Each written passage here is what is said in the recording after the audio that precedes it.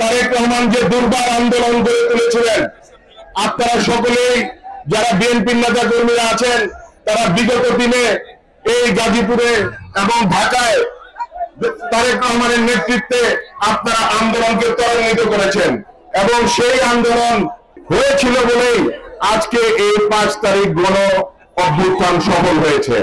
পলাতক আওয়ামী লীগকে আবার পুনর্বাসনের জন্য চিন্তা ভাবনা করছে বাংলার মাটিতে। সেটা কি বাংলাদেশের জনগণ হতে দিবে? পৃথিবীর ইতিহাসে নাই এমন একটি ঘটনা, গণহত্যাকারী যে হাজার হাজার মানুষ হত্যা করে পালিয়ে গেছে, সেই গণহত্যাকারীকে আবার বাংলাদেশের জনগণ মেনে নেবে?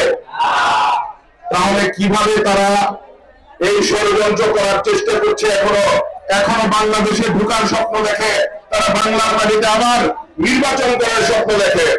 ইনশাআল্লাহ আমরা সকলে মিলে সেই ষড়যন্ত্র মোকাবেলা করবো বন্ধুগণ। উৎসবে খুশি হবে নগদে বেশি, কারণ ঘন্টায় ঘন্টায় আছে গিফট জেতার সুযোগ।